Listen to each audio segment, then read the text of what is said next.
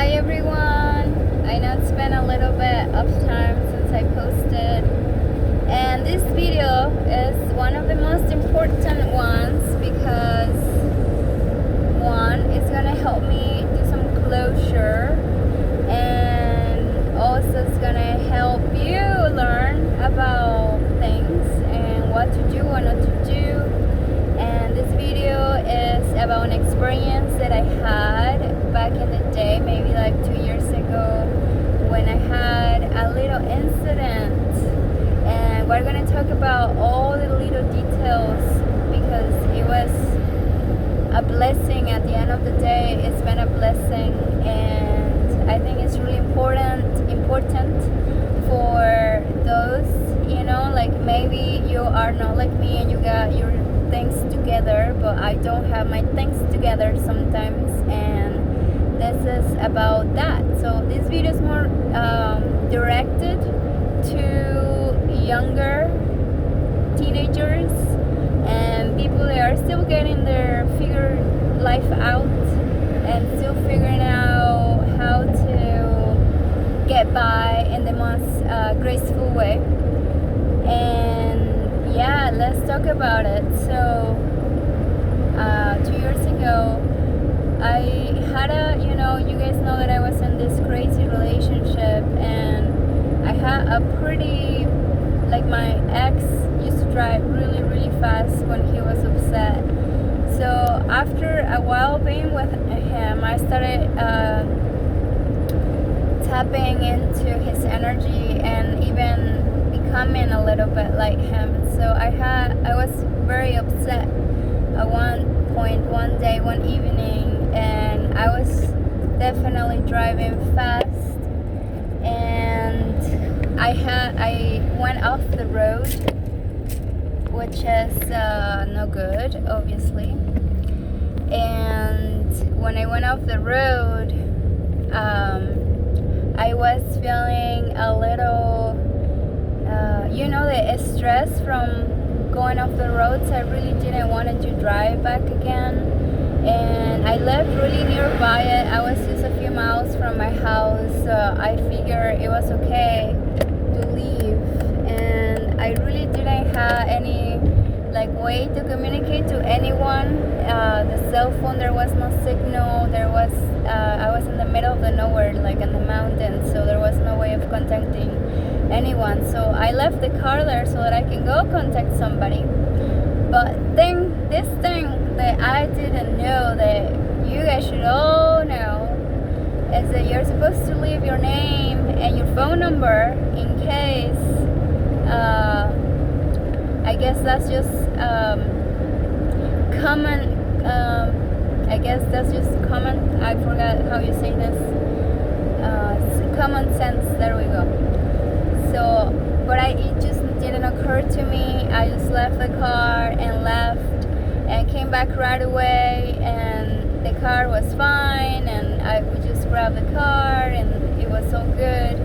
But because I didn't leave my phone and I didn't leave my number, the people that actually gave me a ride knew my name, knew my address, knew my phone number, because I'm always very friendly and very open, communicating with everyone. And yeah, I think they reported me and say, hey, this chick just asked for a ride, she lives here, and she left her car unattended. So then the police got my information, and that I never heard anything. I never, I thought it was so good because the car was so good. But no. My wrong assuming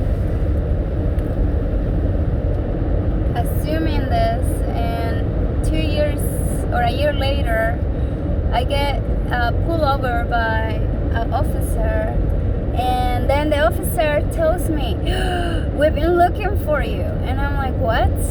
Like, what are you talking about? Yes, a year ago you had a car accident and you didn't report it, and because of that you're gonna go to jail.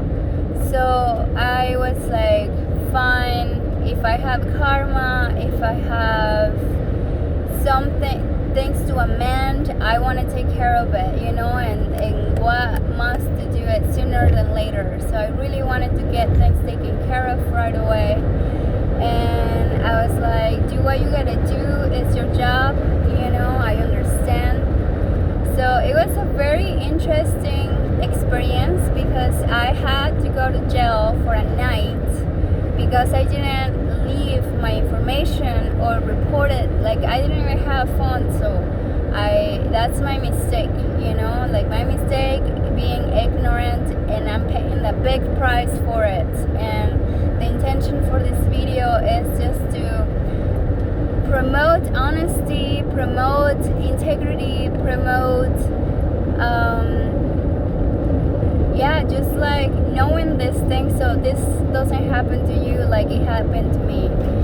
And on my way to jail, I was, I'm even handcuffed, and guy searched all over my pockets, and he found just like a note of a schedule of yoga, and it was really interesting. I am very chatty person if it comes to people. So I was very chatty with the officer in that 10-minute ride to jail, and I was asking all kinds of things. How long has he been doing his job, and did he have family? And Canada, it was really amazing to get to know him to a more like heart-to-heart level. And he had a kid, I had a kid, like we understood, we had our families, and we worried, and we worked for them. So it was really nice. And as soon as we got to jail, he has to do paperwork and things like that. And turns out that he used to work that night shift, and that he used to, and they were in an exchange in between. And he started to see a bunch of people that he hasn't seen in a long time. So my experience going into jail was seeing these officers like being celebrated by a bunch of people saying, "Hey, I haven't seen you in a long time," hugging. It was so much love, and like it seriously bring me back to tears because I never expected to even see that, like in jail. Like, how do you go to jail and you see people hugging, and I haven't seen you in a long time, just such warm, happy expressions, and I realized how they had their community, they had their little tribe, their little family. And I don't know, it just really helped me release so many preconceptions of how things usually are, because I never gone to jail before. I was definitely scared, and I was definitely unexpected. And just waiting. And eventually, they strip you off, and they take all your clothes, they take all your jewelry, they take even your hair tie, they took all my indigenous bracelets. But even with that, like, they didn't cut it. They were being very mindful, they were like being respectful, and they had their job to do, and I understood that. And it was honestly very pleasant experience. Like, not that I want to go back again, but at the moment I was in such hostile relationship. I was so stressed out all the time. I was so asphyxiated, and at the same time I was so drained from all what I had to like protect myself. So going into jail actually gave me a night of peace, gave me a night of serenity. Like, I felt protected. I felt like it was like a blessing. Wow, like I didn't have to worry about doing chores. I didn't have to worry about like having to answer to my partner all the time. Like, I had such a relief. And I also, when they give you your one call. So I called my dad, and I told him what happened, and he said, "What's going on?" Because we were waking up every morning to do prayers. And I called my dad, and I told him, "Well, I'm in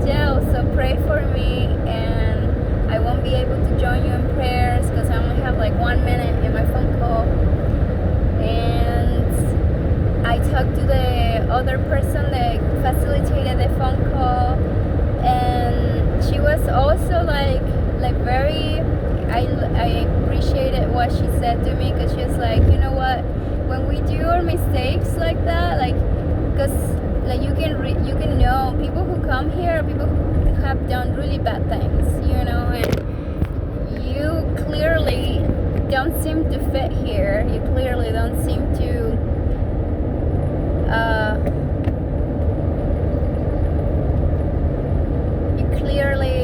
like don't belong here. And there was people out of their minds, screaming, doing all kinds of things.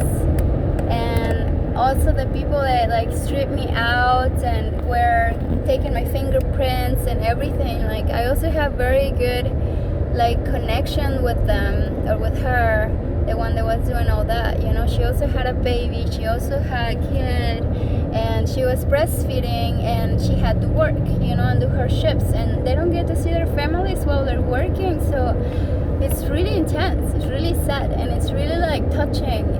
People have to do what they have to do, and I was just so grateful that system was in place to help, and it really shifted my mentality, my way of thinking. And after all this, I got out of jail next day really early, and I guess there's more. I used toilet paper as earplugs, so I didn't really hear anything through the night. I slept like a baby.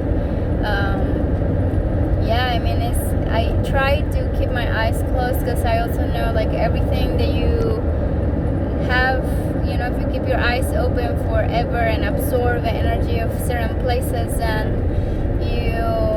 it gets more imprinted on your subconscious. So I really didn't want to do that. So what I did was, just sleep and rest. Like, I'm a mom, and I really don't sleep in or rest. So after a while laying there with my blankets covered, I started having just epiphanies. I started having revelations. I started having I did my yoga, I did my breathing techniques in there. So it was zero distractions, no cell phones, no Wi-Fi, just complete thick walls, and yourself covered up, eyes closed, and just being really mindful within. And after I got bored of doing everything I knew what to do at the moment, then I was just like, come on, when am I gonna get out? And I felt called also to sing, and there was so much echo because of the walls, so much echo that it sounded so beautiful. I can hear everybody so quiet just listening to me, and I was a little bit shy, but at the same time I was feeling like I was meant to be there to help ease people's pain, ease people's experiences as they were in there with me. And then they moved me to another to the exit, to dress up, and I started singing there too, because it was a little bigger and a little louder, and my voice sounded like 10 times more beautiful than I ever heard with the echo. And I loved it, and I think they loved it too, because they really wanted to leave me there for a while. I'm like, come on, like after almost half an hour, like you don't leave anyone for almost half an hour changing. But anyway, I'm glad that was my experience. It was just one night. It was very like I said, just pleasant, and very it gave me awareness of things that I didn't know, and I am very appreciative of it. And after I had to go to court and present myself, and agreed to some terms in order to get my case dismissed as a misdemeanor. So I agreed to the most craziest thing ever, which is give away my rights. And that's why I'm doing this video, because part of my agreement with the court is that I share with you guys my experience, so that it can help other people, be on point with their driving, be on point with their insurance, or just be on point.